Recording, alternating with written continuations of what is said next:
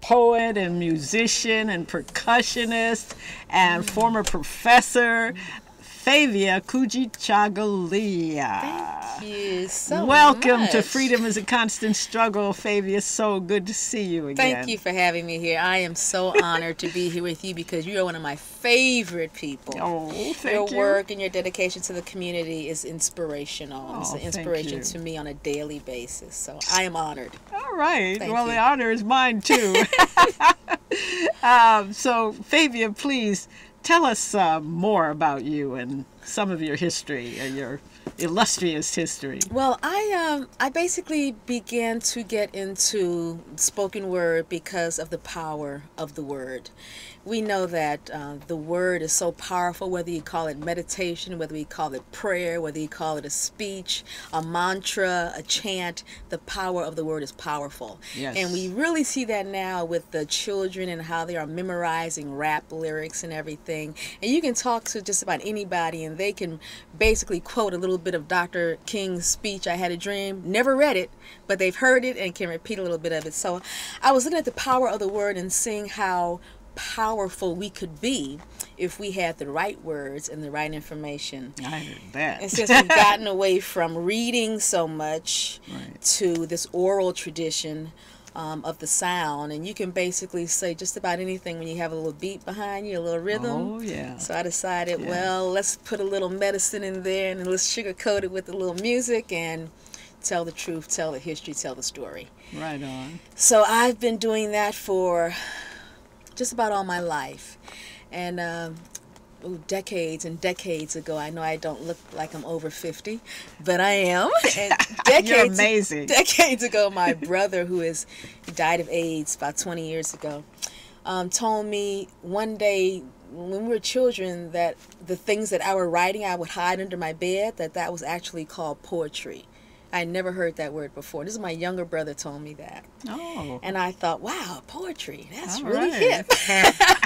So I just kept writing more, and here I am now. And then I realized the history was so important because so much of our history, our evolutionary process through politics and education and miseducation has been lost, that I decided to put a lot of that history into the poetry. All And in right. doing so, see how much I could help and heal, because we are really in need of a healing, especially in this country. Oh, There's so much yes. that we go through. We certainly are. So I was trying to see how much of a healing could I create through the music and the word, and then found out later by doing so with the music that what I was actually doing was evolving into a djali in Wolof, or what in the French call a griot. And in English, it's a oral historian who utilizes music, poetry, and dance to reveal history and heal a nation. And believe me, folks, she does it all. I've seen it. So basically, I've been finding that a lot of people have been using the word historian and griot interchangeably, and they are totally two separate things. Then I realized that people were using the term griot and storyteller interchangeably, and they are two separate things. Oh, tell me. I thought that was the case. Yeah. Okay. Well, Enlighten ironically, me. all griots can be storytellers if they choose to, but no storyteller is a griot. A griot will never tell a story, will never tell a fabrication, will never tell a fable.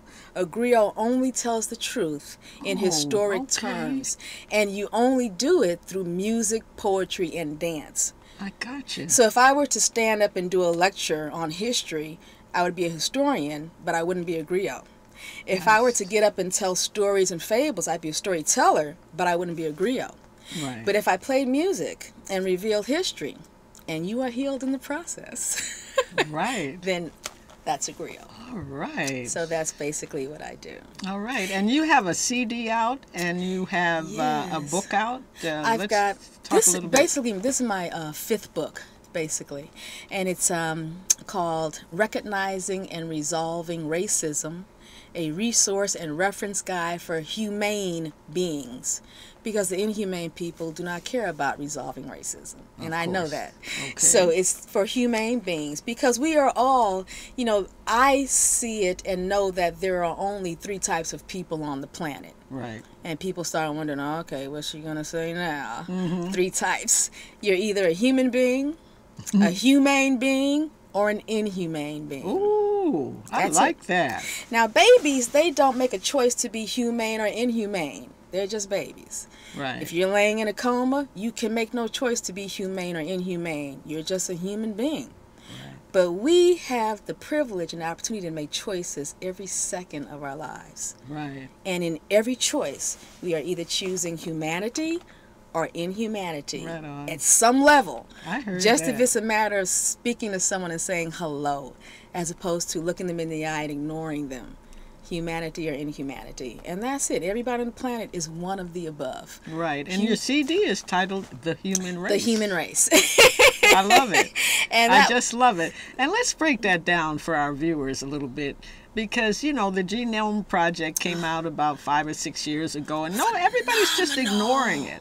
When it Talk was about being that. developed, a lot of people had no idea what was really going on with that, but it was all leading up to the cloning and where we're going today with the elitism and the eugenics and the control of the biological nature of the species, Right. all species on the planet. Right. And it's even evolved to the point where people are now looking, the powers that be, are looking at which species to carry on when they blast off the planet, because they're destroying this one so much.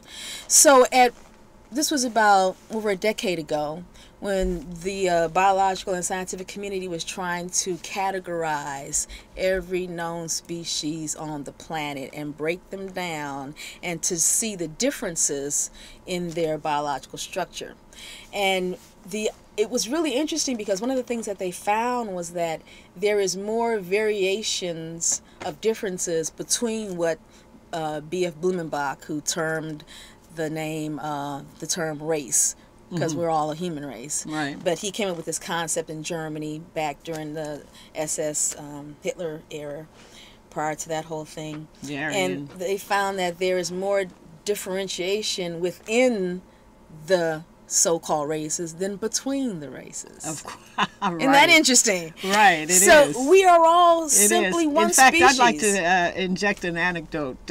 When it first came out, there were these 2, scientists, the professors, sitting across from an interviewer, and they were all so-called white.